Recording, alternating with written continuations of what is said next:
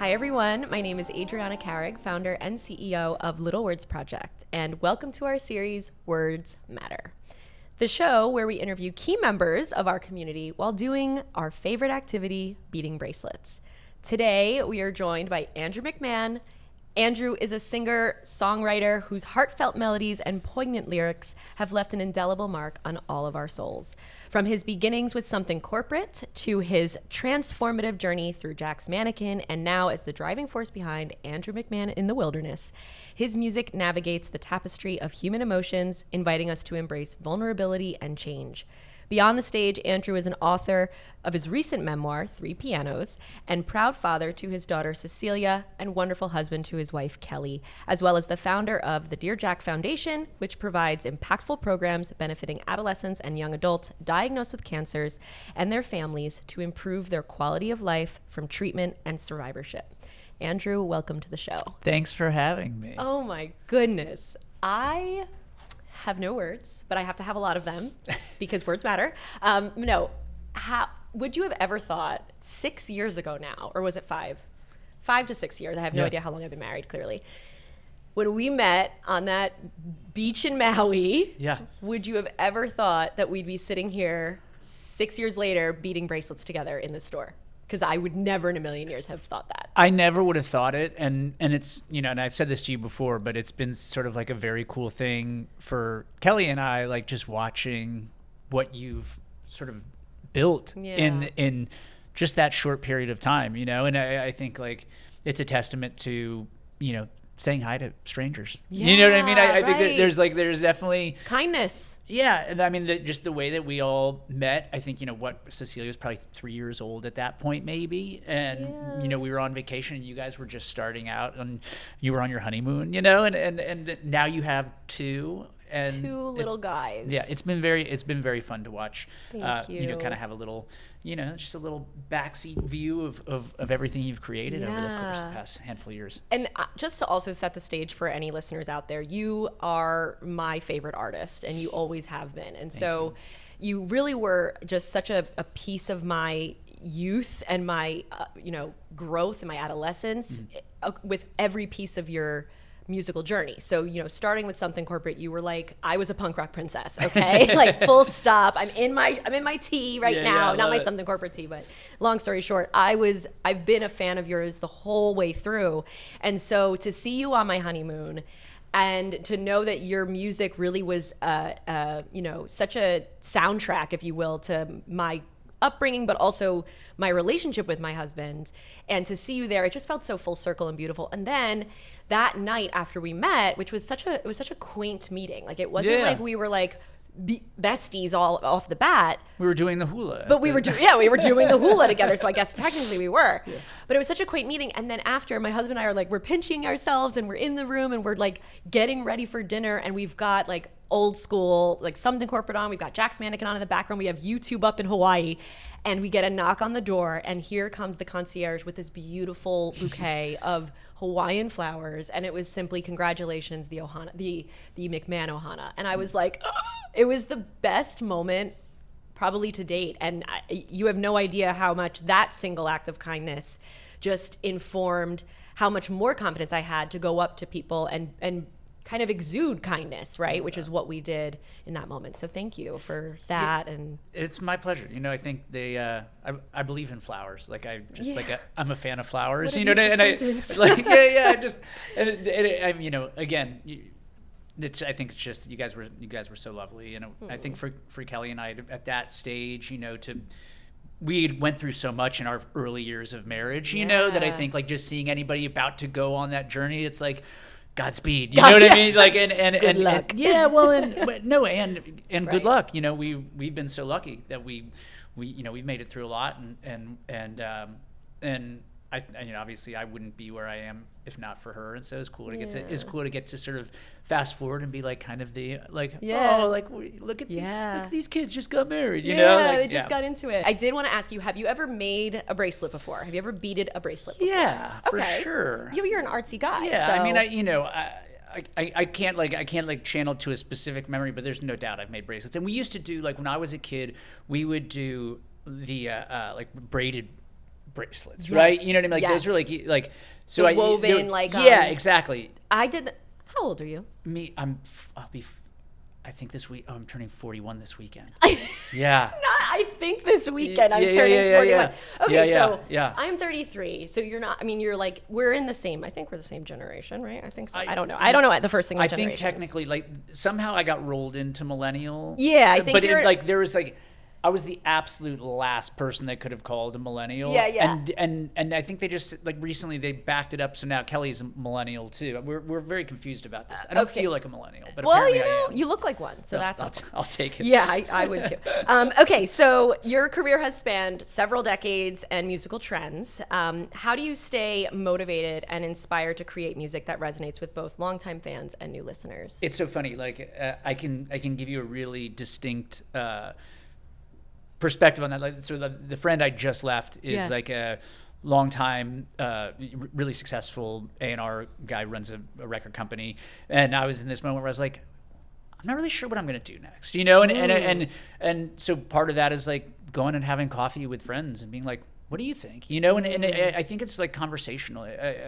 For me, the biggest thing is listening to what's out, you know, staying current in your listening, never having this, like as I get older, you know, there's a tendency, I think, with people as they get older to start romanticizing what was and getting cynical. And I think being cynical and being creative, you know, it can be inspiring if that's your brand, I suppose. But for me, it's like I've always been about like, you know, trying to stay as optimistic, use my songwriting to pull me through difficult moments.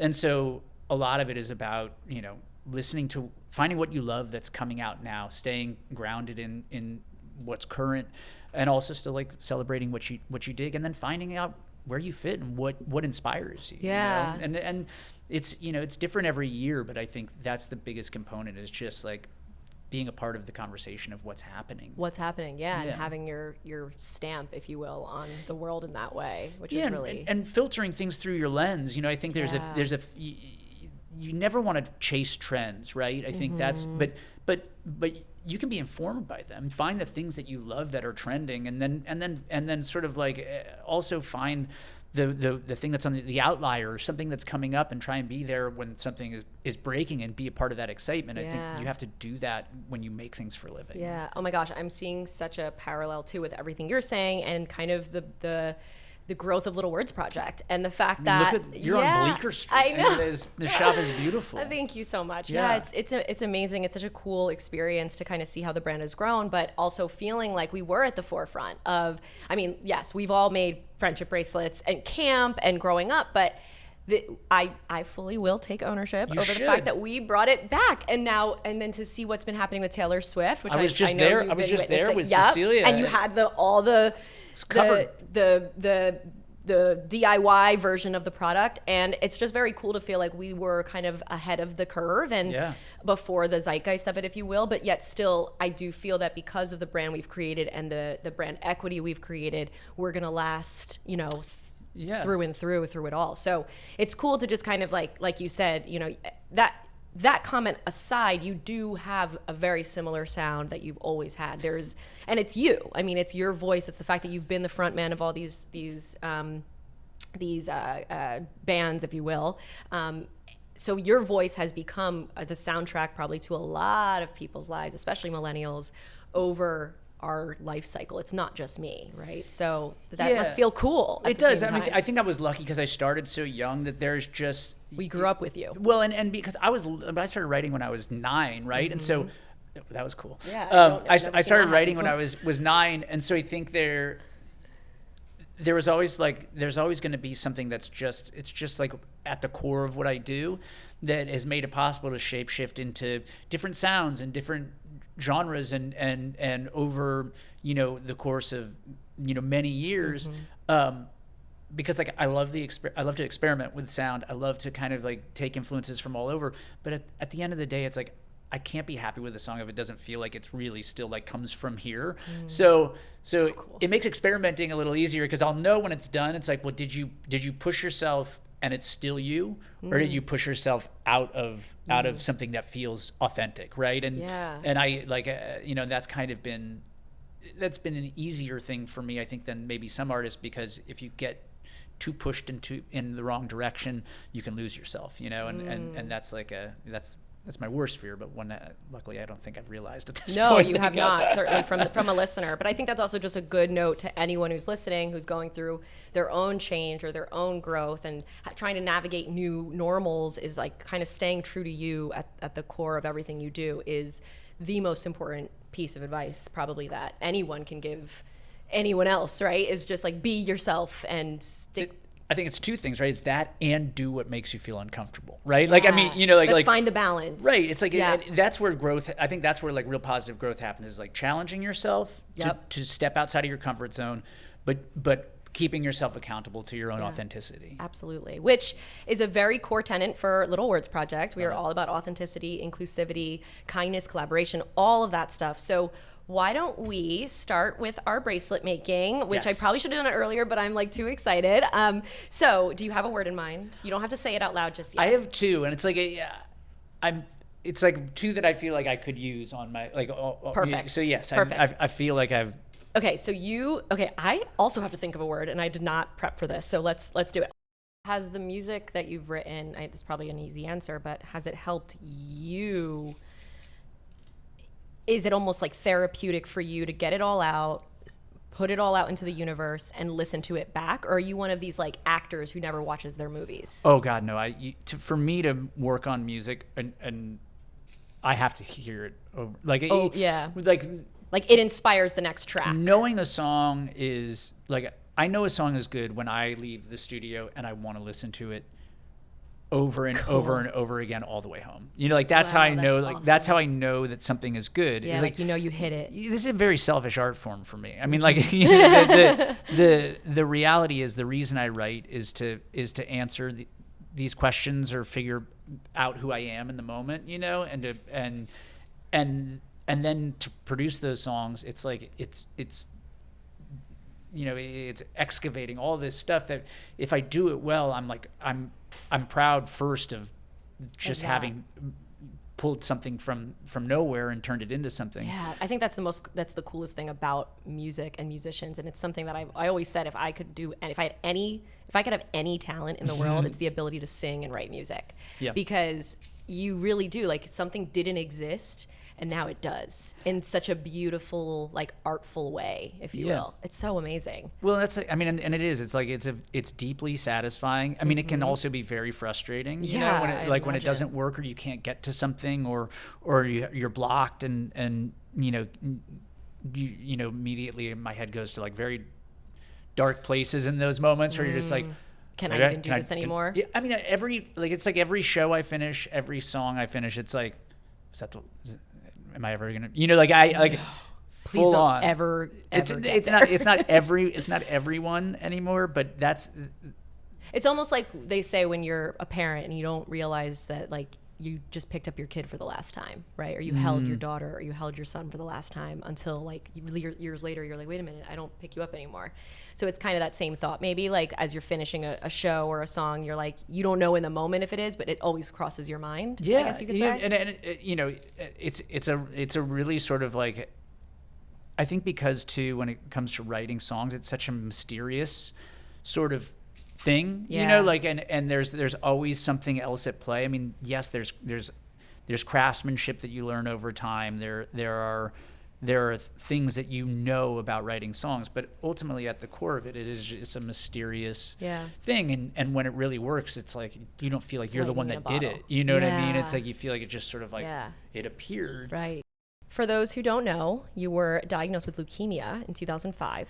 That's right. And battled through the disease and beat it. And you were how old at that age? I was 22. Okay. Yeah. I turned 23 in the hospital, actually. Oh my God. How has, that experience of battling and beating cancer, it was obviously the inspiration for your music, starting the Dear Jack Foundation, but how has that informed how you are and affected you in how you raise your daughter and how you are as a father? Has it, have any of those major lessons kind of been something you've been able to pass down to her in some way, shape, or form? Does she know? Yes, she's very aware. Yeah, I think, for me, I think just having the fact both Kelly and I had this proximity to death, and you know, in a way that a lot of young people, you know, fortunately aren't sort of acquainted. I think there is like a certain, like there is like more of a 30,000 foot view, I think, of parenting that was just baked into our experience. Like, one, because even to have Cecilia was, you know, we had to go through so much with IVF, and so I think they're like, we're pretty good at the big conversations, you know what I mean? And like almost annoyingly so to Cecilia, because it's like we're kind of constantly relating everything back to a larger picture of life. It's like, you know, and I think having a kid is made that really, some of the lessons I maybe didn't pull right away from having been sick, I think has really hammered those things home, if that makes sense. Right. You know, just like, you know, how precious a life really is, and the fact that we have this little one that we get to sort of like watch grow, you know, you know, it certainly has informed a lot of the way we talk to her and the way we look at, you know, life and raising her, for sure. Yeah, absolutely. So as far as those kind of always relating things back to the bigger picture for Cecilia, is there like one thing that you always relate back, like that you hold on to as your like best piece of advice to yourself, or just I hate the question, what's your best piece of advice, but I kind of want to hear it from you, because you have had such a brush with, I mean, death, if you will, and the possibility of no longer being here, that it must have informed just so many things about how you live your life. So is there like one central thing that you can point to that is like... We're going to take this full circle here, right? Okay, love this. Because this applies, and I'm realizing I put this last bead on. Okay, so we're going to talk about the bracelet you made, okay. Well, so my last tattoo was this Tom Petty quote. And what does it say? Most things I worry about never happen anyway. Ooh. And write it down. It's going to be my next tattoo. And so my bracelet actually says, "Don't worry." Oh my gosh. I love that. Because I'm such a worrier. Like I'm all, you know, like I said it earlier, like in a weird way, my creative engine is sort of fueled by this sense of what happens when I can't do this anymore. Like, you know, like I'm all like I you know, I have a much more healthy relationship to that, I think, than I used to, but it's still always there, right? Yeah. This fear that the thing that you love to do, maybe you're not going to love it anymore or something, you know, that's a thing too, right? And so, and I'm like, I think I've really benefited at the times where I can go like, dude, everything that you freak out about, or like, you know, like if I'm nervous before a show or whatever it is, it's like, this is what you do for a living. Why are you still worried about getting on stage? And I think that there's also like, that's you know, it's really about keeping that anxiety in check and saying like, are you worried for a good reason? Or are you just excited or anxious or nervous or whatever? Or are you like worrying yourself in a way that's not healthy? Yeah. You know, and spiraling you for what reason? So essentially, if I'm hearing you correctly, worry less, right? She's like me, you know, like she has that in her. You know, like she's auditioning for Cecilia, you mean? Yeah, today okay. Cecilia's auditioning for this. It's kind of like a traveling theater performance kind of. Oh, so thing. She got the bug. Oh, she's got the bug. Yeah, cool.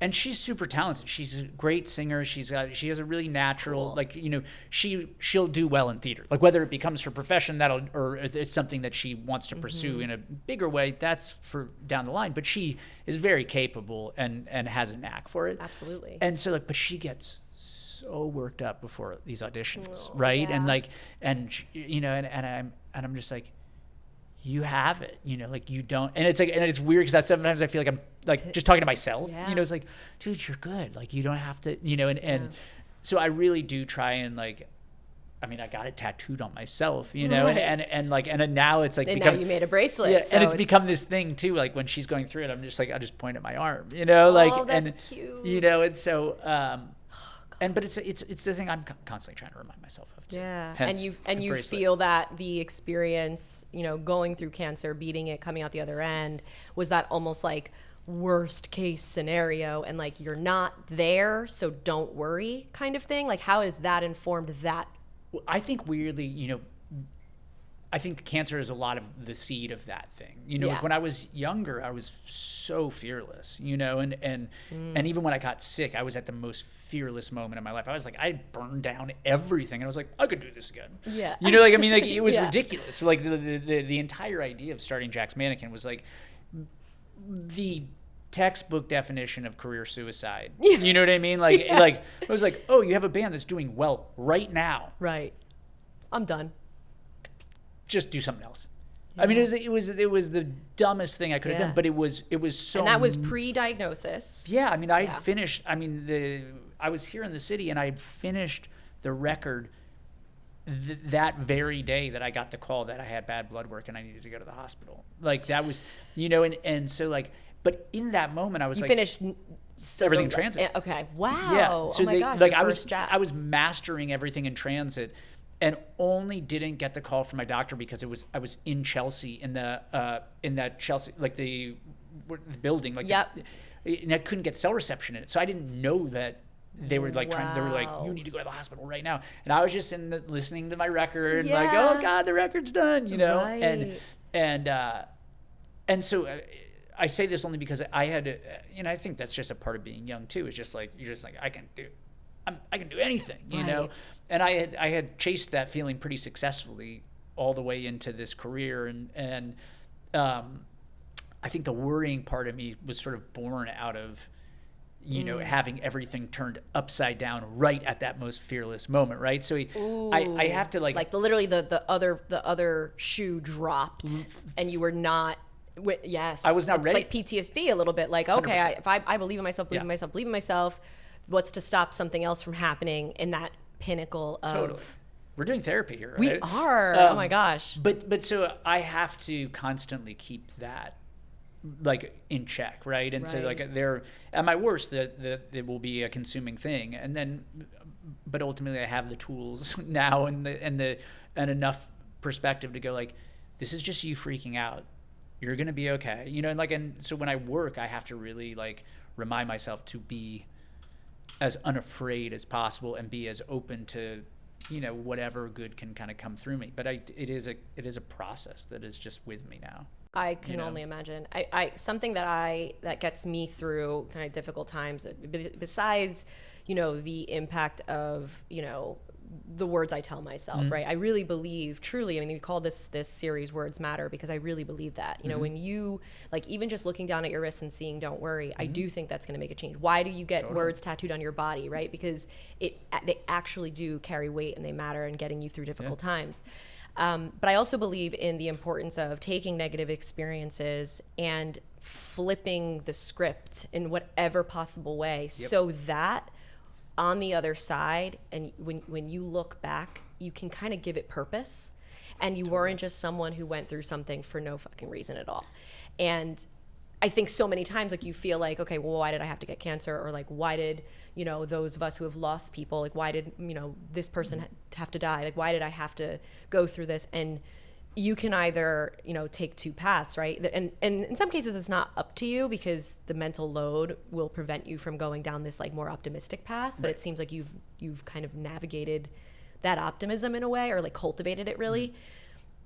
But you can either sit in a place of, you know, woe is me, I'm never going to get out of this and I'll never be myself again. And that's okay if you sit there for a little. Yeah. Or you can sit there and then move into, okay, but let me create a foundation. Right. Let me sing on this. Let me speak on this. Let me bring this truth to the world so that when I look back 18 years later, I will see a life, a beauty. Like, I love how you put that, and it's so perfect for what we're doing here. Yeah. I will see a life of beautiful moments strung together, and it will kind of just be, it's a bead in my story, right? It's a bead on my bracelet, but it's not the defining moment of my life. It's just, it was the impetus of all of what came after and the beautiful life that came after. So I always like to, when I'm, you know, whether it be this podcast or this moment video series or any other time I'm speaking to our community, I always like to bring it back to that reminder that life is really fucking hard, and we go through really difficult things, and some of us more than others, frankly. But if you have the ability to kind of flip that switch, flip that narrative, do what you can to bring purpose to your pain, then it'll feel a little bit better. And I don't know if that resonates with no, you. you have to take ownership. I mean, ultimately that's the thing. At the end of the day, it's like things are always things are going to happen to you, no matter, like you can't necessarily, like, there's just, the external world is chaos, and right. and you're in it, right? And so things are going to happen that you don't want to happen. Yeah.